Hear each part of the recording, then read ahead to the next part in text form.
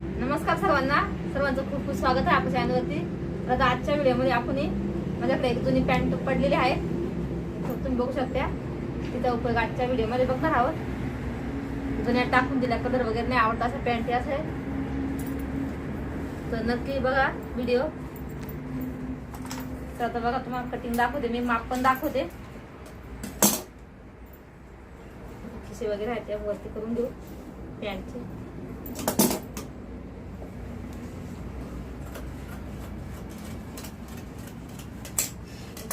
Pant मी cut करून घेतली।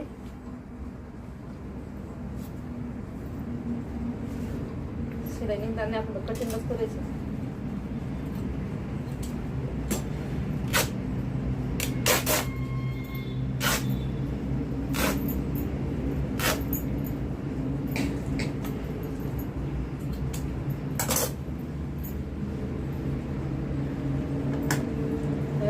कारण पॅन्टचं कापड खूप जाड असतं।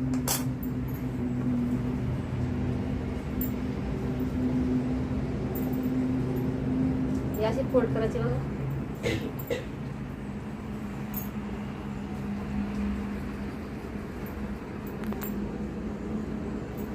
आता याचं आपण ना माप दाखवते मी।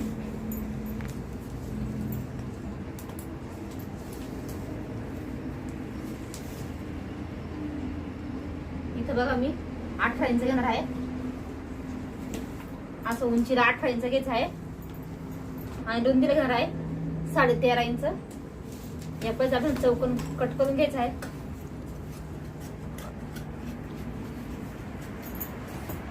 एक्स्ट्रा आपण कट करून टाकू।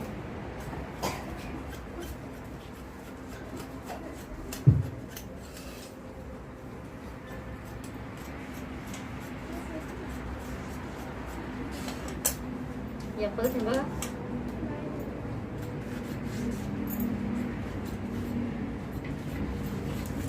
आपले 2 पीस तयार झाले आहेत। हे बघा, असे 2 चौकोन तयार करून घेत आहे। तुम्हाला माप पण दाखवलं आहे।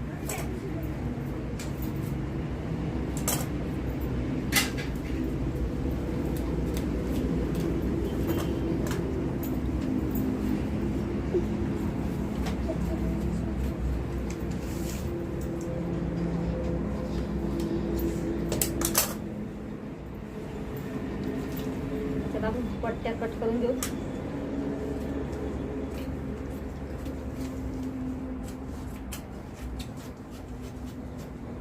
आपण 20-30 इंचाच्या पट्ट्या कट करून घ्यायच्या आहेत। 2 पट्ट्या अशा कट करून घेते मी 20-30 इंचाच्या।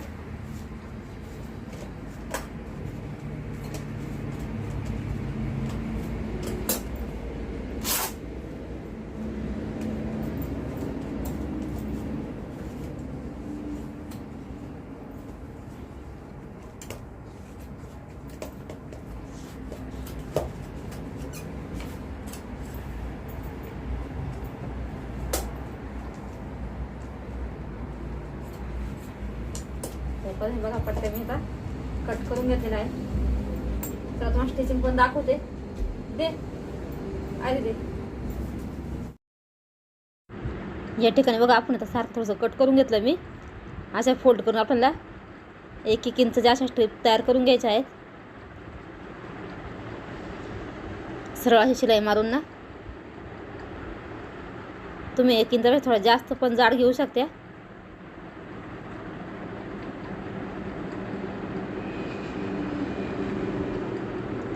या पद्धतीने आपण स्ट्रिप तयार करून घ्यायची आहे।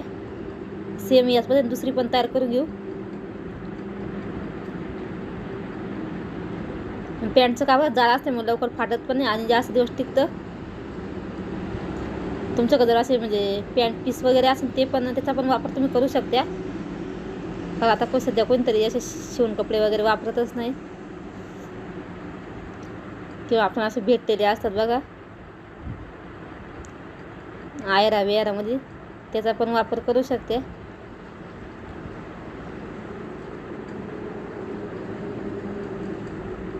बघा, दुसरी पण स्ट्रिप आपली तयार झाली आहे। सारख्या वेळेस कट करून घ्यायच्या। 18 ते 20 इंच आपण राहायची लांबी ठेवायची आहे। आता बघा, असं फोल्ड करायचं वरती वरच्या साईडला। सारखी सरळ शिलाई मारून घ्यायची या पद्धतीने. दुसऱ्या पण पीसला सेम तशी शिलाई मारून घ्यायची.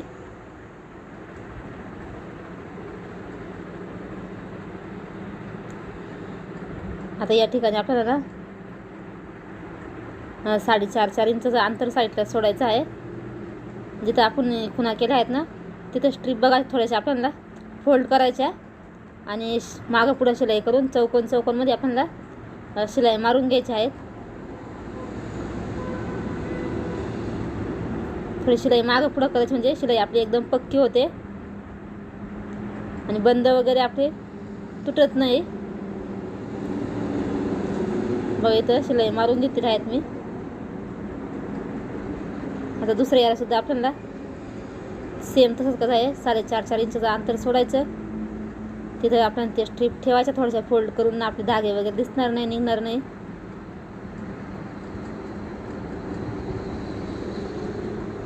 डबल फोल्ड केल्यामुळे थोडं जाड होतं त्याच्यामुळे द्वारा तुटतं वगैरे. आणि पॅन्टीचं कापड थोडंसं जाडच असतं. बघा दोन्ही पण स्ट्रीप आपल्या जोडून झाले आहे. मी इथं बघा सुईवरती सुई ठेवायची असं म्हणजे सुईच्या याच्यावरती सुईचा ठेवायचा असा पीस एकावरती एक करून ना सारखा व्यवस्थित. आणि कडेने आपल्याला शिलाई मारून घ्यायची आहे चौकोनमध्ये.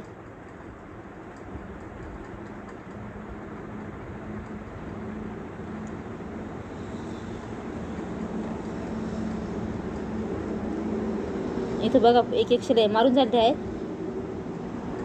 थोडंसं क्रॉसमध्ये असतं ना त्याच्यामुळे कट करून घेते मी इथं म्हणजे आपलं चौकोन व्यवस्थित चांगलं दिसेल.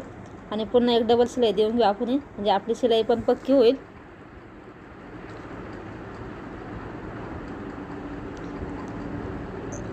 आपल्या चॅनलवरती ट्रॅव्हल बॅगचे मोठे ऑर्गनायझरचे पण व्हिडिओ टाकते आहेत.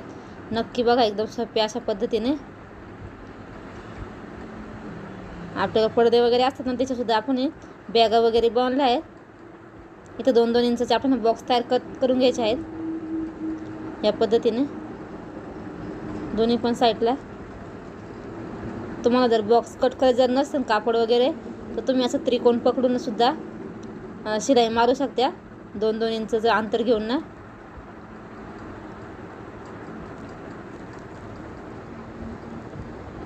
दुसऱ्या साईडला सुद्धा आपण बघा इथं शिलाई मारून घेऊ. डबल शिलाई मारायच्या. याचे काही धागे वगैरे अजिबात काही निघत नाही. त्यामुळे पायपिंग वगैरे करायची गरज नाही. आता इथं बघा आपली सुंदर अशी पिशवी तयार झाली आहे बाजारात आणण्यासाठी.